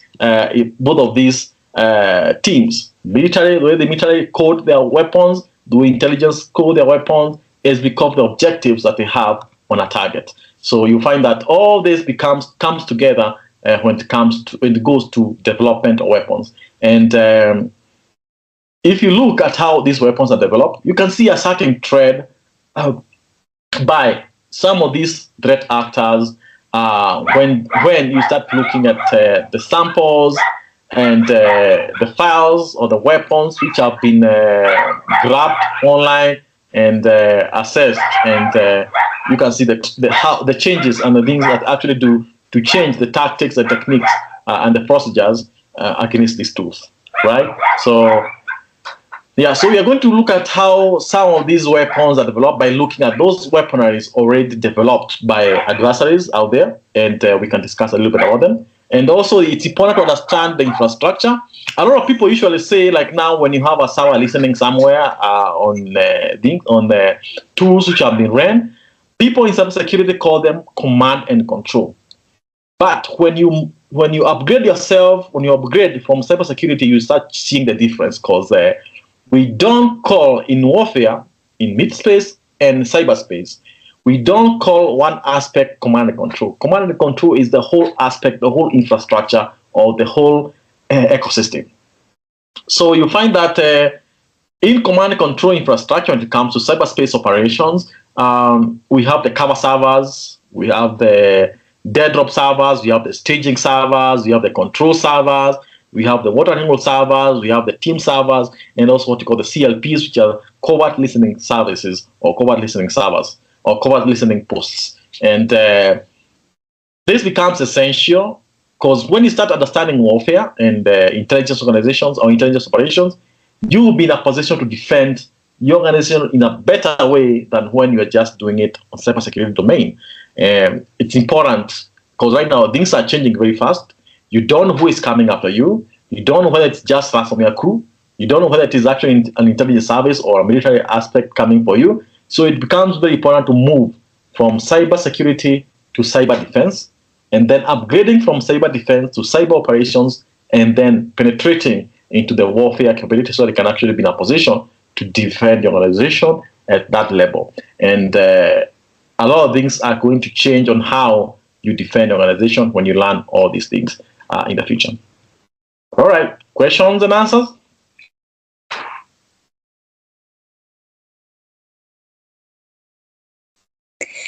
Okay, so there are a couple of questions in the Q&A section. There is one who asked, what ethical considerations or frameworks should guide professionals in CNO to ensure responsible use of their skills and tools? All right. Think of it this way. In mid-space, we have special operators, like someone who can do very long sniper shots, right? He has been trained for years, but you never see him shooting at a president, right? That's the ethical issue that you're maybe thinking about, or they might never be seen going for robberies. What happens is that when you train all these things, it's very hard for you to do, because you've seen how bad people or some bad guys are. It becomes very hard for you to actually be in a position where you do those bad things the bad guys are doing. Like now, if you have been in counterterrorism, you have gained access to servers being used by Al-Shabaab and Amniyat. You have seen the kind of dirty shit they do, like hang people or cut people's necks, and they have those videos in their servers and the dark web servers. If you see those videos, you change your sight on mankind. And those are the things that change you in a way that you cannot cross over to the other side. But once in a while, you have a bad apple. You'll have a cop who has been trained how to kill, how to kidnap, how to grab people. And then he uses those skills to do wrong things in the field against the country. It will happen once in a while. So the same thing happens in this space. It's very rare to find some of these guys who do cyber operations to actually run the same capability to steal from banks or do other unethical issues. But it's once in a while that can happen, but it's very, very rare, right? But you should keep an eye out there, right? So, yeah, it can happen. But you need to make sure that when you're learning this, you have your eyes on the ball. It's the safety of your nation and your organizations. Okay. There's also Triple who sent like 3 questions. I think we can, I think we can take around 2. I think one was addressed. So in the context of information operations, how do you see the balance between cyber warfare and PSYOPs? Which one tends to have a more long-lasting impact on an adversary? So what happens in information operations is that as an operator, you put all of them together to complete the whole spectrum. So PSYOPs can be used together with cyber operations to reach the effective objective of against the adversary, which is very, very important for the guys try to reach the leadership required objectives or required intent as discussed earlier. So both of them, they are not competing. It's just like signals intelligence and human intelligence. You find human intelligence is very, very bad because like now you might have an asset who is coming and feeding you lies, but if you have cyber component, you can verify the human intelligence that is coming from your adversary or from your assets in a way that you can verify some of the information he gave you via signals intelligence. So you find PSYOPs and CNO, they complement each other to reach the intent of your leadership. Okay? Yeah, so that's how it goes. It's not that one is better than the other. One can compete against the other. It's about verifying and complementing the other discipline. Okay, thank you. I hope that was well answered. The second one was, what are some of the key defenses nations can build to protect themselves from adversaries that are increasingly using information operations, such as disinformation campaigns or cyber attacks? All right, so most of the organizations these days or countries are told to upgrade their capability from SOC to CDOC. In that way that, it's like when you go to SOCs, you find people are just analyzing logs, writing reports of logs, analyzing whether a password has been changed and stuff like that, which is not enough because that is cybersecurity era, information security era, where you're just dealing with those small issues. But if you upgrade your SOC to your CDOC, not only will you have your people working with you, you'll have people from other organizations coming together to work with you, people from law enforcement. Like now, Safaricom should be having a full-fledged CDOC because it's actually a target for Chinese MSS, IRGC, MOIS, even US Cyber Command and NSA, all those military and intelligence services will try to gain access to Safaricom. So any organization that works in that level, including government, should have a CDOC. Like now, every ministry in Kenya should be having a CDOC that is supporting all SOCs in an MDA. Like now, Ministry of Health should have their own CDOC, Ministry of Interior should have their own CDOC, all that so that they can actually be in a position, even like CBK. CBK should be having a CDOC that supports all the other banks in Kenya. So you find that developing that capability, you can have now offensive and defensive operations together built in a CDOC in a way that you find like, oh, someone has sent an email, it's connecting to this server. This server is actually acting as a watering hole server that is connecting to this stager server. What if we looked at all the infrastructure, we can understand the ecosystem of this adversary that is coming, and we can bolt them to the walls if they try to do this again. And you see, when an attacker is trying to gain access to you, and you at the same time you're trying to repel them by using both offensive and defensive capability, you make them have hard, what do you call it? You make them spend more to gain access to you, which becomes a problem for budgeting teams on the other side. Like now you say, oh, my servers have been known by our target. We need to buy new servers and develop them. We need to buy new time, or we need to pay more time to our CNO developers to develop new weapons, because all the weapons you used have been banned because you tried to send a new stage on your email on a target. The target was able to collect it and snatch it and figure out the staging to the next implant, or the implant supposed to come through. And then after analysis, they push it to Berastoto, which means you have banned the whole tool set, the whole CNO weapons tool set of this adversary who was coming to attack you, in a way that now they have to go to the drawing board, develop new infrastructure, get a new budget, develop new weapons, test them, and then try to attack you again, which is now becomes expensive for them to come after you. So CDOC becomes very important for developing capabilities to repel and to diminish adversary capabilities during cyber warfare operations. Yeah. I hope that is clear. I think I talked too much on that.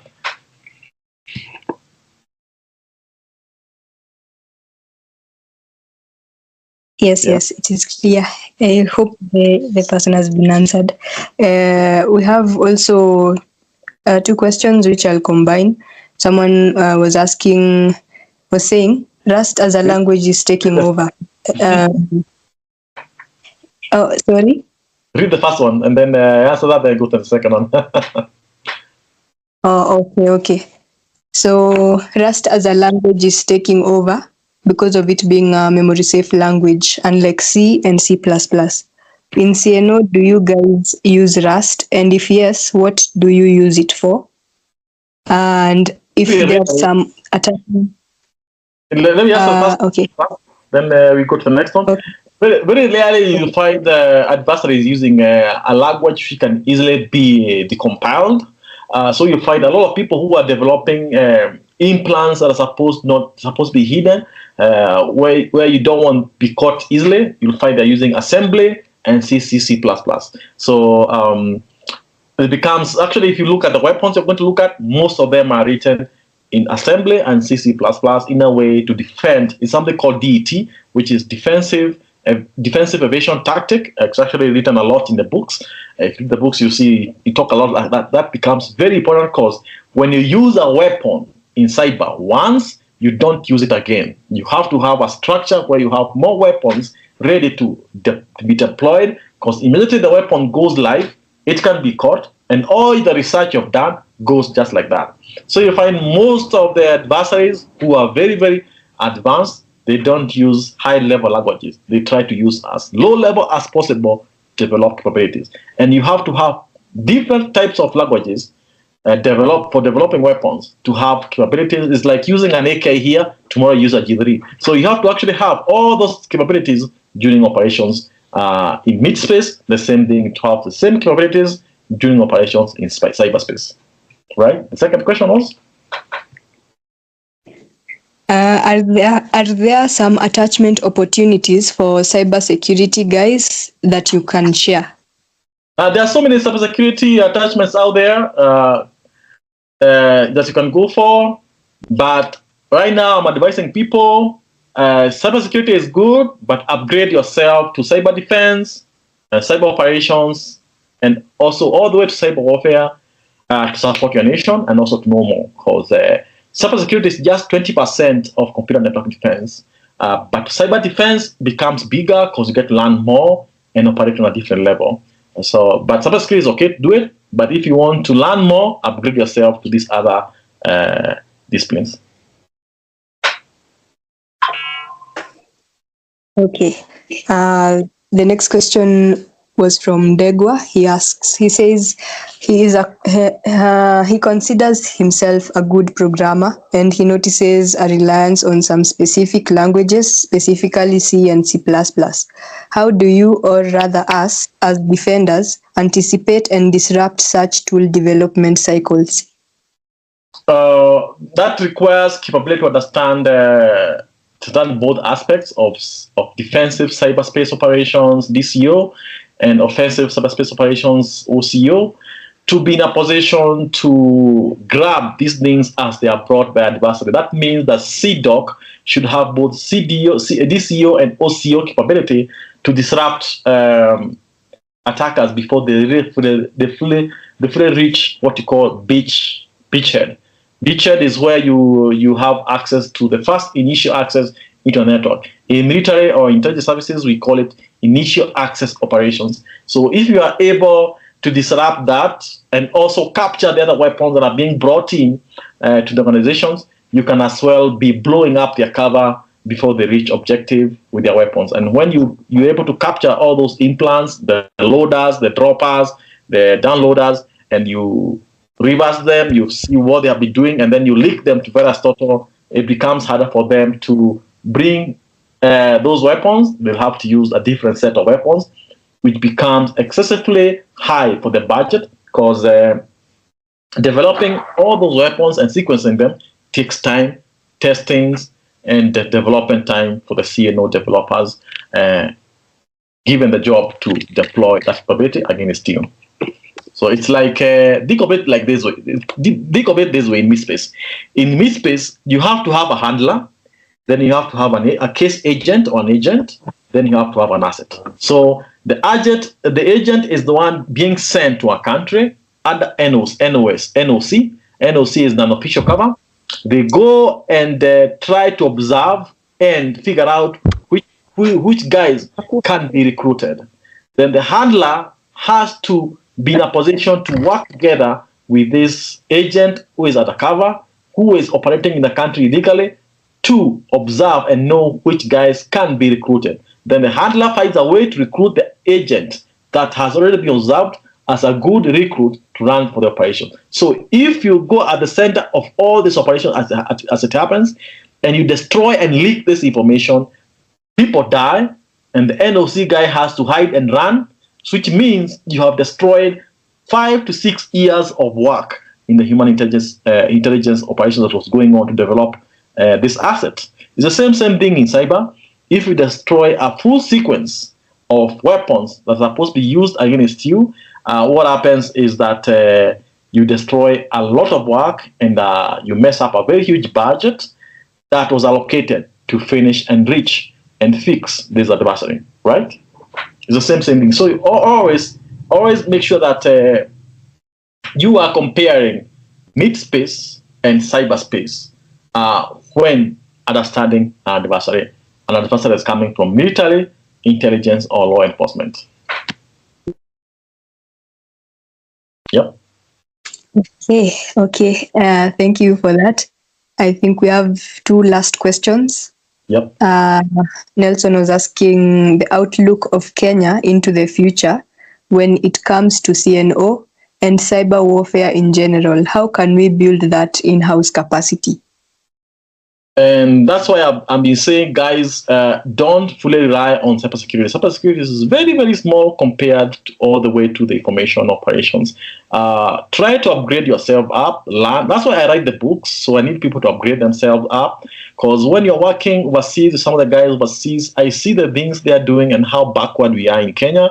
And then the other thing is corruption. There's a lot of corruption in Kenya whereby you are bringing people to these agencies that because you know them or because a friend told them or because it's your neighbor. It needs to stop whereby we are going for talent, because talent becomes very important to develop abilities for the nation to defend and also counterattack all these bad guys in the field. Because you find that talent is becoming a problem in overseas, and we need to look at it here in Kenya in a way that we grab this talent before it goes away, because the real cyber war is the search for talent. It's not actually the cyber war that's going on right now. And our intelligence services, our military services, our law enforcement services, they need to push budgets whereby they can be in a position to employ people who are developing capabilities to upgrade from cybersecurity to CNO, so that they can actually be in a position to help our government and our organizations and our country to defend and counterattack bad guys in a way that we don't have to have a lot of things happening in the field, but things being done quietly in cyber to deter criminals and to deter other adversaries who are coming against us. And that's the reason why I write books, so that people can learn all these aspects, be able to see how are these people being taught to build capabilities. Which operations are they going for, and how are they working? How are they working these operations? And which are the outcomes that come from completion of this operation? Are lives saved? Are we having better clarity of what the adversary is doing? Is the intelligence that's being picked up by cyber, is this supporting intelligence picked up by image and human intelligence? And how is it supporting the leadership to make better and wiser decisions for the country? And those are some of the things you see in the books as you read them. It becomes very important for the nation, and it's important that we upgrade ourselves from cyber security to all these other ones, so that we can support our nation and make our nation better and much more secure and stronger. Yep. All right. Okay. Yeah, thank you for the response. The other question was asking, what forums could you guide people to join so that they can learn more? All right, that one I don't know. Well, I don't know how I can answer that one, but we just need to, like for me, I do a lot of stuff with the KCFSA. If anyone is a member of KCFSA, we have opened several groups through KCFSA in Signals, in Signal application, where we do classes. Right now we have paused them because of Q4. Q4 has been very crazy for most of us in public sector right now. In private sector right now. But we are going to be going back to class very soon.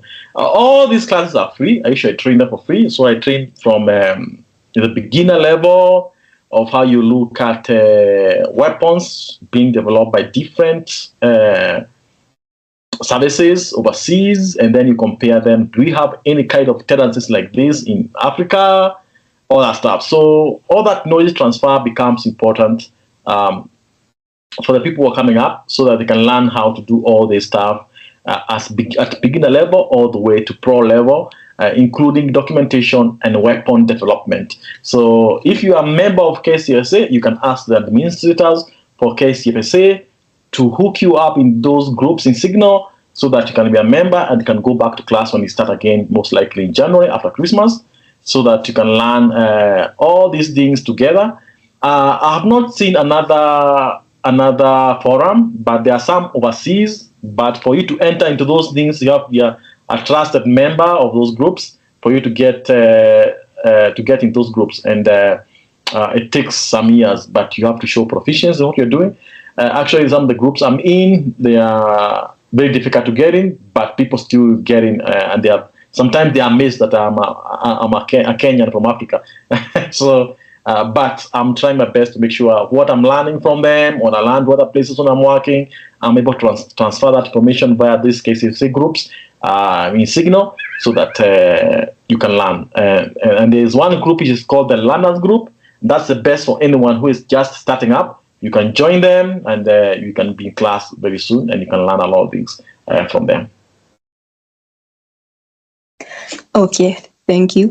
So this is the final question as you come to a close. Yeah, thank you guys for sticking through. The last question is from Degwa. He's asking if you're comfortable, what is your next public appearance, so that he can be able to ambush you for a book. Yeah, especially for the. That's what I like. If you're in Nairobi, are you in Nairobi? Degwa, are you in Nairobi? Where is he? I think maybe he's not in a position to unmute. Okay. If you're in Nairobi, just organize a day. Come with like 2, 4, 5, 10 friends, And we have lunch or dinner and comic books. Sawa. Yeah, I usually do those lunches with people around. People just tell me, "Hey, Jax, you have friends? You want to meet up, discuss books, and you sign some for us, and you give you bring some because I have like almost 50 something copies out in the house right now, and I don't know what to give up. Even given my neighbors, some of them were just like that. So yeah, so just let me know, and I will just carry some in the bag and bring them to you. I try to make sure that all these books and all this knowledge I transfer in Kenya for free. Even jobs, most of the jobs I do in Kenya are actually pro bono because I really like transferring that knowledge because overseas we are learning a lot when you're dealing with all these problems overseas.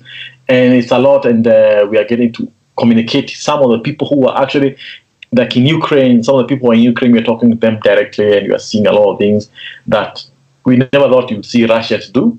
And that information is making us learn more, and that knowledge is very important to transfer it to our people in Kenya and also in Africa, if possible, for free, so that they can learn. Like now, if you look at the latest book, there is an assessment that's being done because you do the full offensive tooling discovery assessment. In cybersecurity, we say malware assessments, right, or malware analysis. But in cyber defense operations and cyber operations and cyber warfare, we don't say malware analysis. We say offensive tooling discovery and analysis. And in the book, you can see the weapon that was being used in the embassy and how it destroyed the embassy network, and how Richard is actually analyzing the whole sequencing of that weapon and how it was used in the environment. And you can see that some of the aspects being used are the same aspects that Russians used during the time of Ukraine war when it just started. And you can see some similarities in that sample.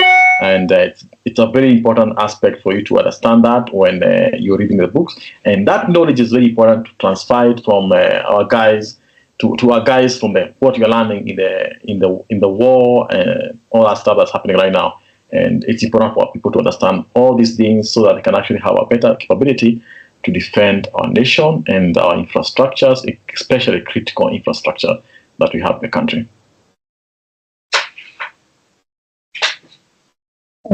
Okay. Thank you so much for answering the question. Yes, we've come to a closing of the session. I can see some people. When they showcase you some of weapons and how you look at them and stuff like that. Or you'd like to showcase some weapons? We can do we can look at what maybe China is doing or FSB is doing and stuff like that. And I don't know if you have time. How much time do you need for that? You can look at. Yeah, so the people attendees, you can react with a thumbs up if you are good to go, so we can proceed. Yeah, actually, this is our final session for this year, so I think we've spoiled you for a bit. Yeah, so I think it's fine. Yeah, I've seen some responses. You can share. All right, so let's look at one of the adversaries. So I'm just going to go to my VPN and make sure I have the VPN up. And I'm going to connect to a box. Okay, all right, VPN up. I don't know if I have enough memory on the machine. I've not been using it for days without restart. All right, I'm going to connect to a box that I use for analysis and OTDA.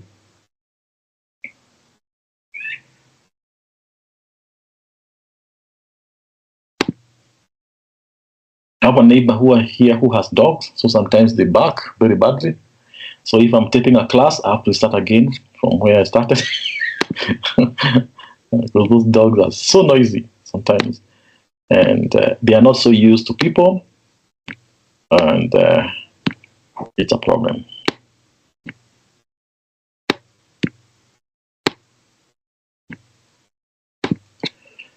All right, so share.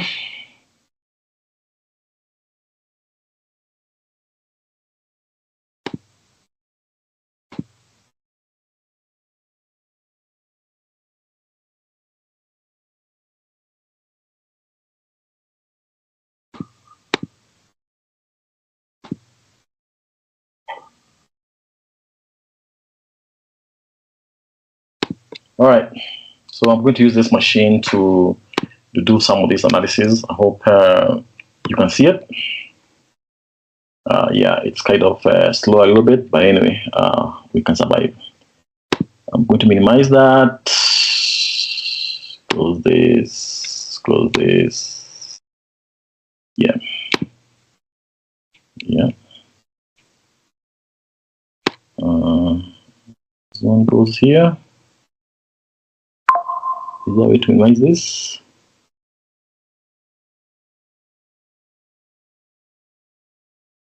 Yeah, nice. All right. So let's discuss about some of the tools used and where we have the repo. So the repo is called for cyberegis.com. For you to get to this access, you have to have an account. And what you do is we repo some of the stuff that you're seeing in the world. So what you do is you click Project Nicking Man. It's a project actually built for this capability. Here we also have some of the classes that you might need to look at if you want to train. Then there was supposed to be a blog here, but we stopped doing this blog part because everything is actually being taken to Project Nicking Man. And also you can go to CyberRegis, where you can actually be in a position to register and play with some of the threat stuff that you want to actually learn from. And it's a very nice range for people who want to begin and learn and also upgrade from cybersecurity to cyber defense and also cyber operations and cyber warfare. Like now, if you look at REMCO's repo, it takes you to the repos being used by REMCO's. REMCO's is a financial criminal or a crimeware, or what you call financial offending groups. And what they do is they distribute this software, and then it's bought by other criminals who end up using it and bringing it to use it to bring ransomware and also to steal funds. But this being a financial group, we are not going to look at financial groups. Let's try to look at one of the threat actors that is a military organization. Now, IRGC is Iranian intelligence, like what you have DMI for military in Iran. It's called IRGC. So IRGC has been trying to attack Trump's organization for the last few months before the elections, and also they have done attacks against Israel and NATO. And you can look at some of the tools that they have used, like now operations to target Trump's campaign. These are some of the tools we're using. Like now, they would go through by setting a document, and also the document was supposed to drop PowerShell. And after they drop PowerShell, they're able to get an OPE implant. I don't remember the name of the OPE implant, but it was bigger. I think it was this one. So this OPE implant would drop, and then they would have access to the computer, and then they would be stealing information. Like now, if you download this, you can tell that if you download this, you can actually be in a position to understand what this tool was doing. So what I'm going to do is that I'm going to go to downloads, and I'm going to copy this file. I'm going to cut it. And I'm going to desktop, and on desktop, I'm going to go ahead and say class. And here, I'm going to go ahead and copy it here. And what happens is that, first of all, when you get a file like this one, what you do is you check with CFF Explorer to see whether it's actually a real portable executable. So a portable executable can be a DLL, it can be a TLL, it can be a .sys, it can be a .exe, it can be all those things. So those becomes like any file that starts with an MZ at the front. Like now, if you look at it using a disassembler, any file that starts with a header for the PE, like now if I drop it here, every file that starts with an MZ is what you call a portable executable. Now the issue is to make sure you understand, is it a 64-bit or that has 2-bit version of the executable? So like now, if you look at it with the CFF Explorer, it can tell you that it's a 32-bit version written in .NET. But yes, it's in .NET, but you need also to make sure you understand that .NET, which type of .NET is it? Is it the one that they compile using Microsoft Linker with C#, or is it not? So you drop it here, on DIE, and DIE can tell you this is actually written in C# on .NET. So this tells you that this is a high-level language, and when you have a high-level language, you can be in a position to decompile what the Iranians were doing whenever they gain access to Trump's network. And most likely, the reason why they were dropping to Trump's network is do what? To get documents and leak them, change a few things and then leak them to cause havoc and disinformation. So this being a C# developed application in .NET, it means it's high-level language, which means because it's a 2-bit, we can be in a position to open a decompiler with DNS-Spy on that 2-bit version. So I don't know if this is the 2-bit version. Let me try and see. This is a 2-bit version, so I'm going to drop these others. Oh, I have already actually analyzed it, so I'm going just to close them so that I can start again with them. So remove this one and move this one. So it being a C# .NET application, if I drop it here,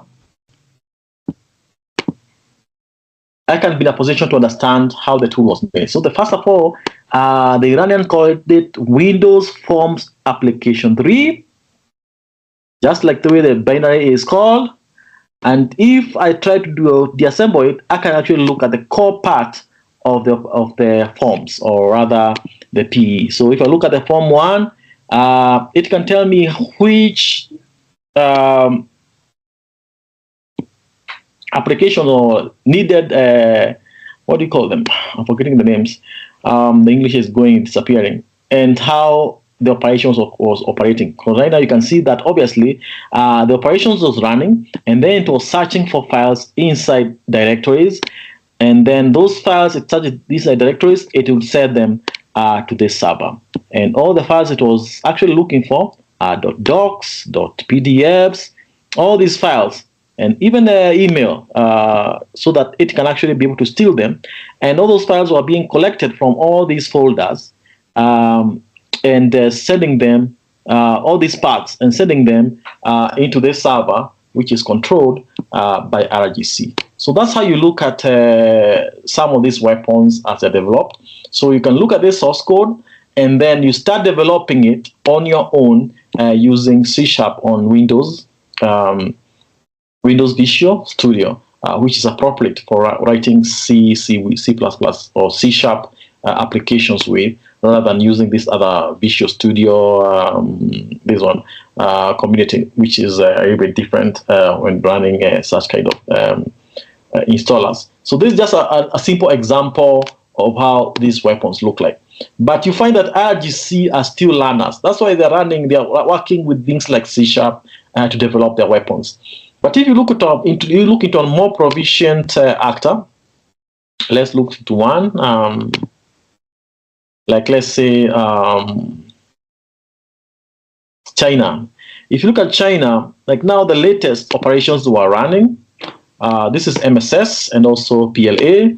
They're the most proficient cyber actors in a Chinese intelligence community.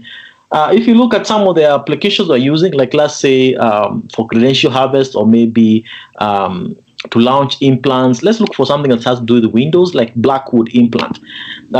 If you look at a Blackwood implant, like let's say a DLL like this one, is this the new one or the old one? Oh, these are the old ones. If you look at a DLL like this one, you see actually it's written in C++, because these guys are much more proficient with this kind of stuff. So what I'm going to do is I'm going to go and cut it.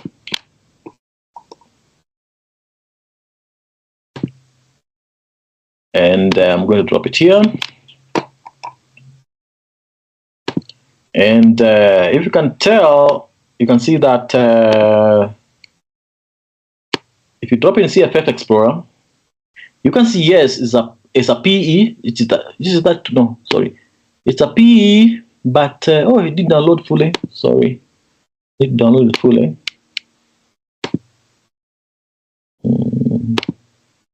Yeah.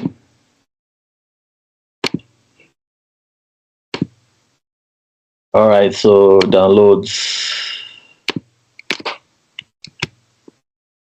Okay.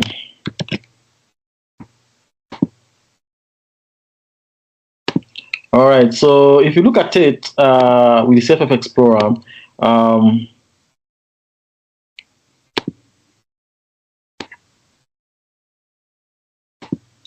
you can tell it's actually, yes, that 2-bit version. It's also written in CC plus 6.0, but this information doesn't give us much information. We need to actually be able to know, just like we did it before.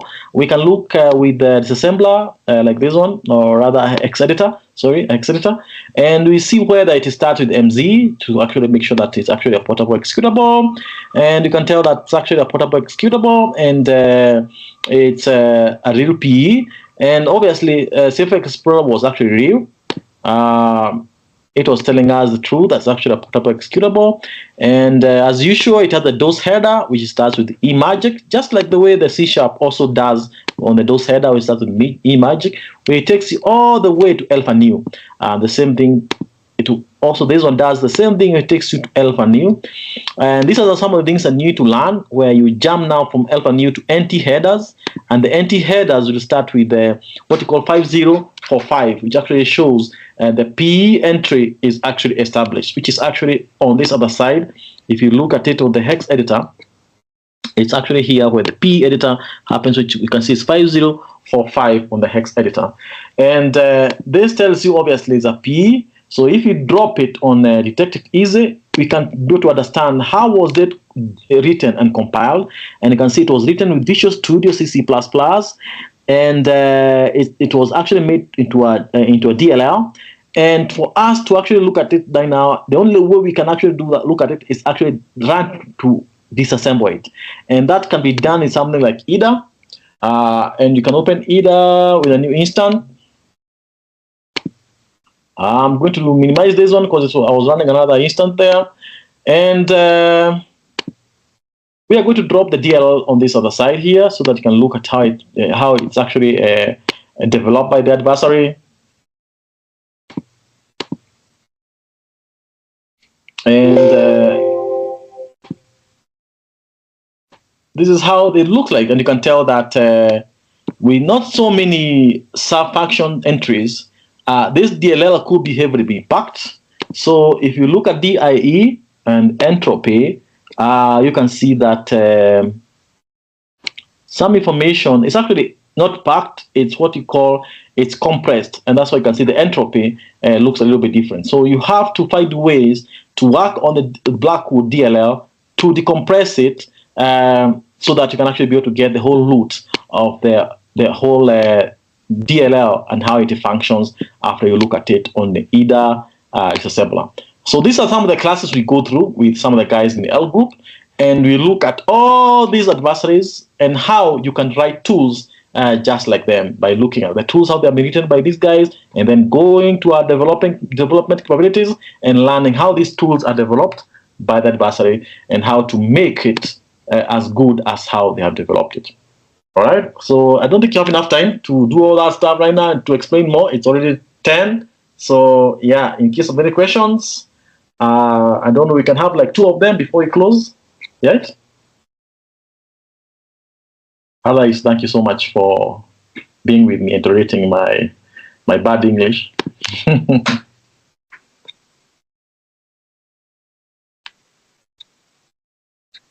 Thank you.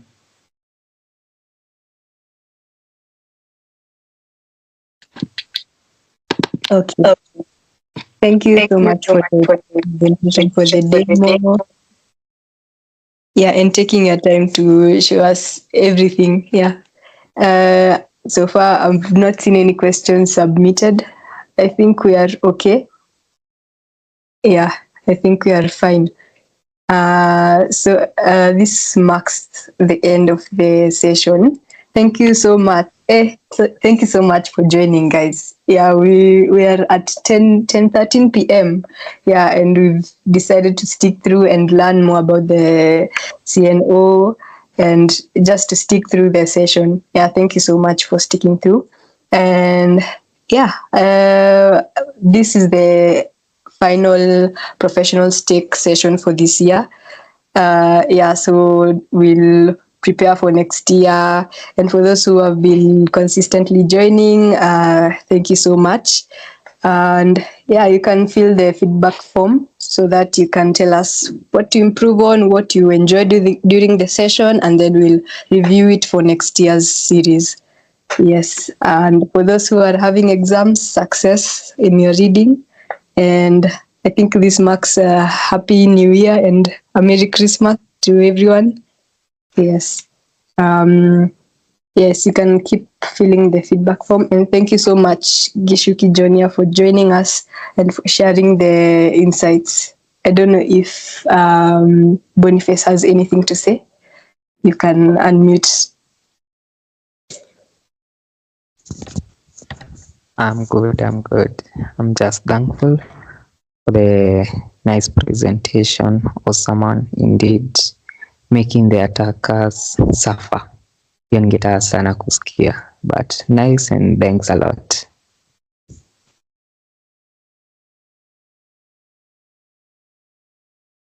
Okay.